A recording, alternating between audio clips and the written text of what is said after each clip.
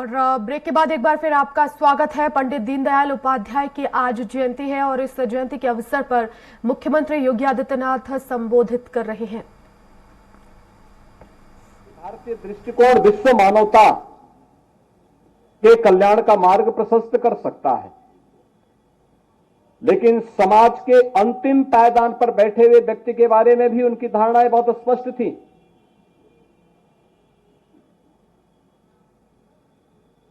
पंडित दीनदयाल उपाध्याय जी ने बहुत स्पष्ट कहा था कि आर्थिक उन्नति और प्रगति का पैमाना ऊंचे पायदान पर बैठे हुए व्यक्ति से नहीं, बल्कि इसका पैमाना सबसे नीचे पायदान पर बैठे हुए व्यक्ति से की जानी चाहिए। हमने प्रगति कितनी की है, इसका मापक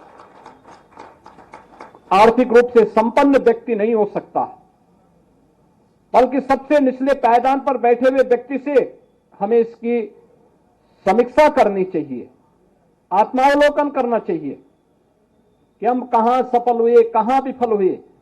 और यही अंत्योदय की उनकी अवधारणा स्वतंत्र भारत में गरीब कल्याणकारी योजनाओं को आगे बढ़ाने का एक माध्यम मिला। आपने देखा होगा, चाहे सरदेव अटल बिहारी वाजपेयी जी के नेतृत्व में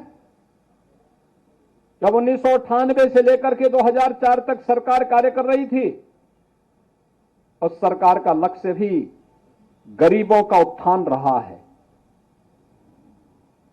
उसका माध्यम अलग अलग हो सकते हैं, लेकिन अनेक योजनाएं उस समय चली। केंद्र में आज के यशस्वी प्रधानमंत्री मोदी जी के नेतृत्व में पिछले 9.5 वर्ष के दौरान जो भी कार्य हुए हैं, इसके पीछे भी प्रेरणा पंडित दीनदयाल उपाध्याय जी का अंत्योदय का संकल्प है। हर गरीब के, हर नौजवान को काम, हर खेत को पानी, हर हाथ को काम, हर खेत को पानी का यह संकल्प हमें उन सभी कार्यों को करने की एक नई प्रेरणा प्रदान करता है, जिसकी पहले कोई कल्पना ही नहीं करता था। आप अनुमान करिए, कोई सोचता था कि किसान भी सरकार के एजेंडे के हिस्से बनेंगे, महिलाएं सरकार के विकास के एजेंडे के हिस्से बनेंगे। जाति तो बनती थी, मत और मजहब भी बनते थे,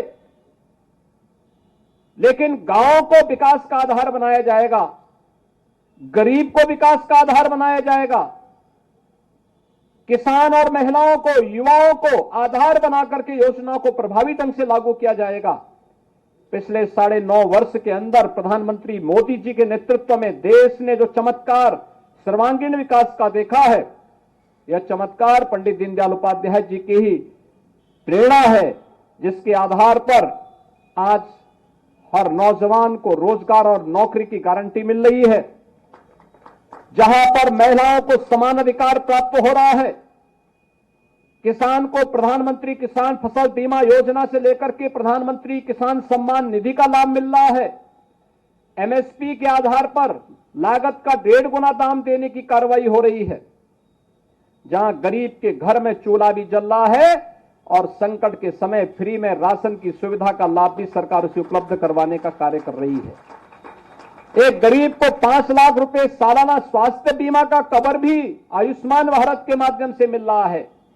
तो जिस गरीब के पास मकान नहीं, सिर ढकने के लिए एक आवास की व्यवस्था हो या एक शौचालय की सुविधा, यह भी इसी प्रेरणा का आधार है। ये जो एमएसएमई है, सूक्ष्म लघु मध्यम उद्यम, जो रोजगार सृजन का एक माध्यम बनता है, लेकिन बिना किसी हो हल्ला के चुपचाप लोगों के आर्थिक स्वावलंबन का आधार बनता है। इस पर किया जा रहा कार्य भी ये पंडित दीनदयाल उपाध्याय जी की प्रेरणा का आधार है, उनकी प्रेरणा है।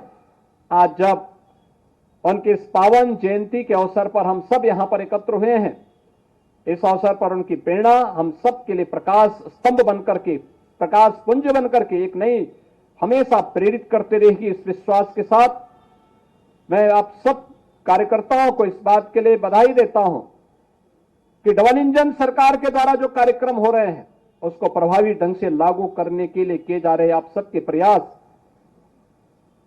मुझे लगता है यह पंडित दीनदयाल उपाध्याय जी के प्रति हम सब की ओर से विनम्र नमन और श्रद्धांजलि है।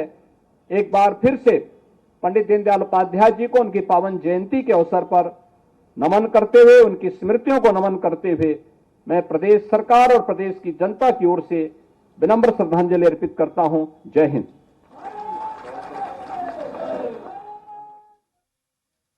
करता हूं लखनऊ महानगर अध्यक्ष आदरणीय आनंद द्विवेदी जी को, वो आए और धन्यवाद ज्ञापित करें। प्रणेता